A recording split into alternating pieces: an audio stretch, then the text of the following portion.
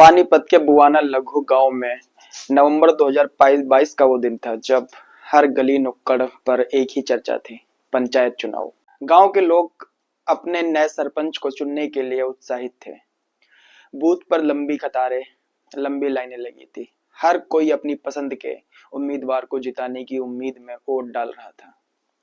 गांव के दो मुख्य दावेदार थे। कुलदीप सिंह प्रभावशाली और पुराने रसूख वाले व्यक्ति थे और मोहित कुमार एक युवा शिक्षा और बदलाव की चाह रखने वाला उम्मीदवार था। मोहित, जो गांव के स्कूल में पढ़ने के साथ साथ सामाजिक कार्यों में सक्रिय था, ने अपनी पूरी ताकत इस चुनाव में झोंक दी थी। उसका सपना था कि गांव शिक्षा, सफाई और बुनियादी सुविधाओं को बेहतर करना। दूसरी ओर कुलदीप का दबदबा था। उसके पास पैसा, रसूख और गांव में कई प्रभावशाली लोगों का समर्थन था। रात को जब मतगणना शुरू हुई तो गांव के स्कूल में भीड़ जमा हो गई। हर कोई उत्साहित से नतीजे का इंतजार कर रहा था। देर रात जब नतीजे घोषित हुए तो कुलदीप सिंह को विजेता घोषित किया गया।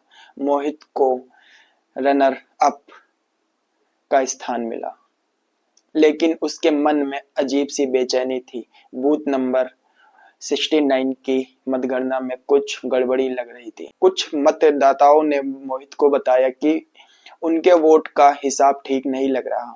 मोहित ने सोचा, क्या वाकई में कुछ गलत हुआ या सिर्फ मेरी हार की निराशा है? मोहित ने हार नहीं मानी।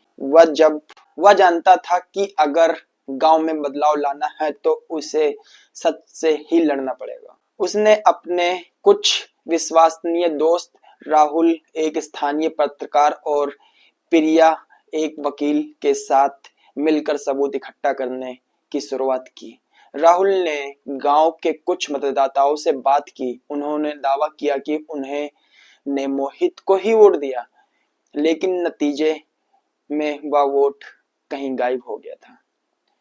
प्रिया ने सुझाव दिया कि मोहित को अदालत का रास्ता अपनाना चाहिए।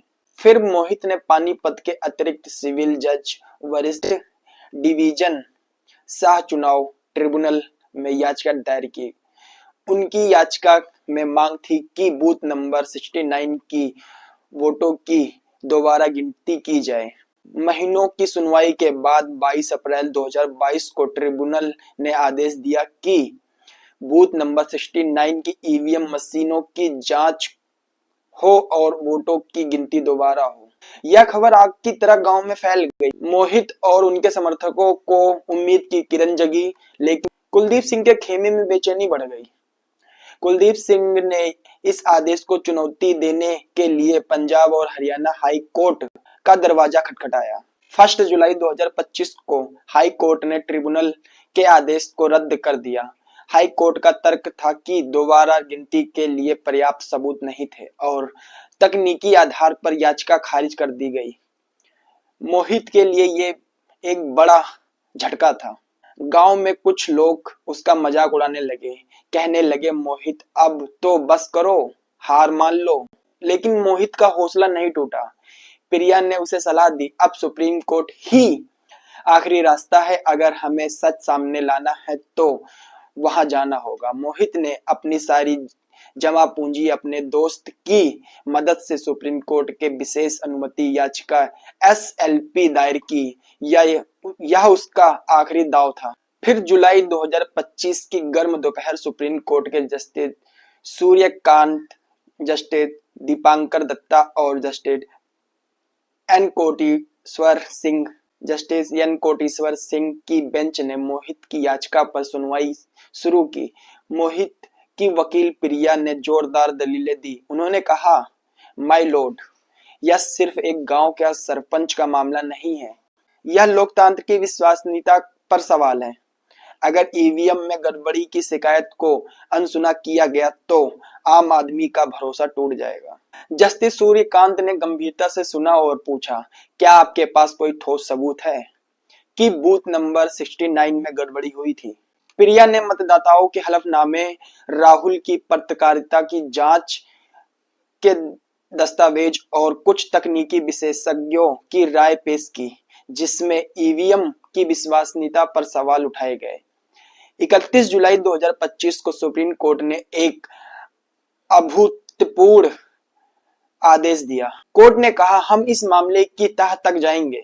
बुआना लघु गांव के सभी 6 मतदान बूथों 65 से 70 की ईवीएम मशीन और रिकॉर्ड सुप्रीम कोर्ट में लाए जाएं।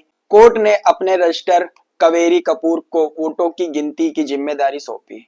यह पूरी प्रक्रिया वीडियोग्राफी के साथ पारदर्शी होनी थी। दोनों पक्षों मोहित और कुलदीप को प्रतिनिधियों को गिनती के दौरान मौजूद रहने की अनुमति दी गई।